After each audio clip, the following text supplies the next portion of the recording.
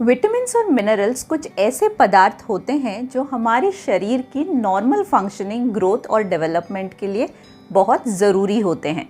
मैं डॉक्टर मंजुषा Srivastava, life bliss, आज आपको इन्हीं विटामिन्स और मिनरल्स का महत्व बताने वाली हूँ।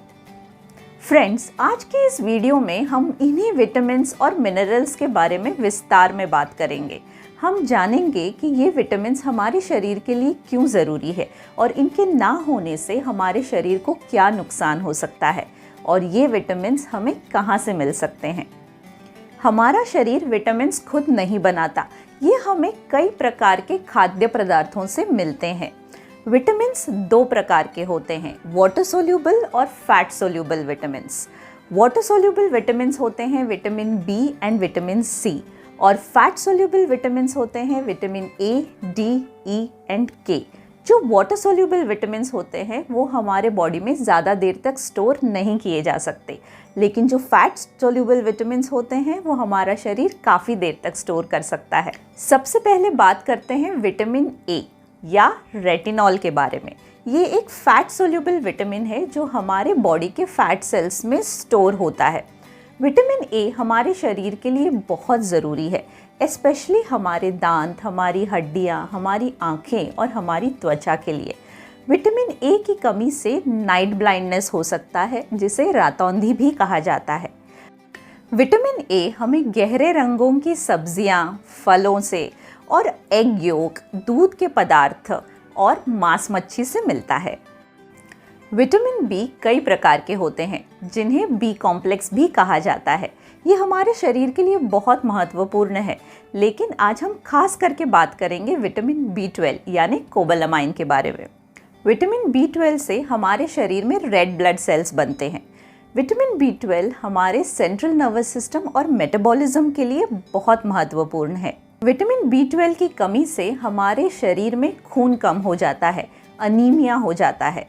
इसकी वजह से थकान, वीकनेस, स्किन सफ़ेद पड़ जाना, डिप्रेशन, ऐसे कई सारे सिम्टम्स उभर कर आते हैं।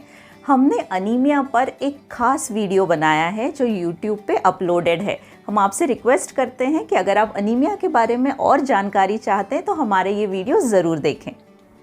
विटामिन बी12 की कमी नॉर्मली उन पेशेंट्स में या उन लोगों में देखी जाती है जो दूध और दूध के प्रोडक्ट्स बिल्कुल भी इस्तेमाल नहीं करते, जैसे कि वीगन, या वो पेशेंट्स जिनकी कोई गैस्ट्रिक सर्जरी हुई हो, या ऐसे पेशेंट्स जो बहुत लंबे समय से एंटासिड्स ले रहे हों, या डायबिटिक पेशेंट्स जो मेटफॉर्मिन पर हो।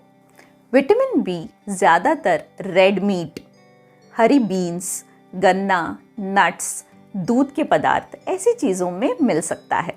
विटामिन सी अपने शरीर की कई एक्टिविटीज़ के लिए बहुत महत्वपूर्ण होता है।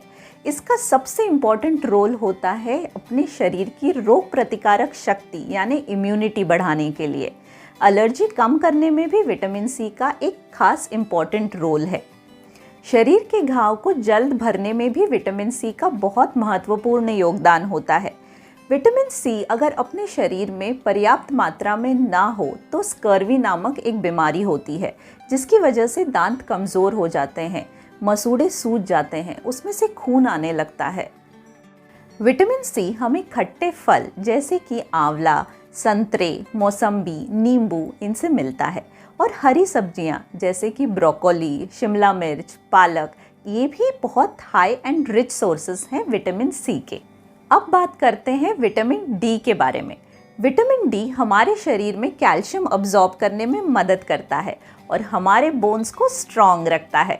शरीर में विटामिन डी की मात्रा सही ना होने पर हड्डियां सॉफ्ट और कमज़ोर हो जाती हैं, जिसे ऑस्टियोपोरोसिस कहा जाता है। बच्चों में अगर विटामिन डी की मात्रा कम हो जाए तो उन्हें रिकेट्स नाम की एक बीमारी हो जाती है, जिसमें उनके बोन्स की ग्रोथ बराबर नहीं होती, उनके बोन्स वीक हो जाते हैं और मुड़ जाते हैं।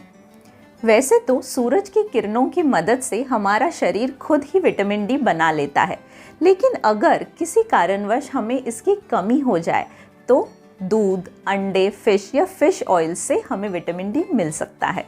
नेक्स्ट है आयरन। आयरन हमारे शरीर का एक बहुत महत्वपूर्ण घटक है। अगर हमारे शरीर में आयरन की कमी होती है तो हमारा हीमोग्लोबिन कम हो जाता है और हमें अनीमिया हो जाता है। ये महिलाओं में ज़्यादा देखा जाता है और इसे आयरन डेफिशिएंसी एनीमिया कहते हैं। ऐसे पेशेंट्स में थकान होना, चक्कर आना, बालों का झड़ना ऐसे सिम्टम्स देखे जाते हैं। अगर हम हमारे डाइट में हरी सब्जियां, बीट रूट, अंकुरित अनाज, गुड़ सिंगदाने, इन चीज़ों का समावेश करें तो हम आयरन की कमी को पूरा कर सकते हैं। कुछ केसेस में आयरन सप्लीमेंट्स लेने की ज़रूरत पड़ सकती है। कैल्शियम हड्डियों के विकास और मजबूती के लिए बहुत ज़रूरी है। दांतों की अच्छी सेहत और ग्रोथ के लिए भी कैल्शियम बहुत इम्पॉर्टेंट है। कैल्शियम हमें ऑस्टियोपोरोसिस से बचाता है, खास करके पोस्ट मेनोपॉजल महिलाओं को। प्रेगनेंसी के दौरान भी शिशु के ग्रोथ के लिए कैल्शियम लेना बहुत ज़रूरी होता है। अगर हमारे शरीर में कैल्शियम के लेवल्स बने रहे तो हमारा स्टैमिना भी अच्छा रहता है।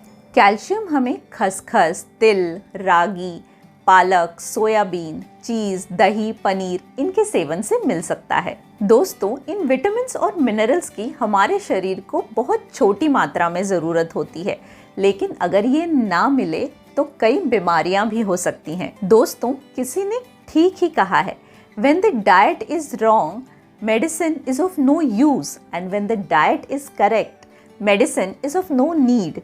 तो अपना ख्याल रखिए और स्वस्थ रहिए।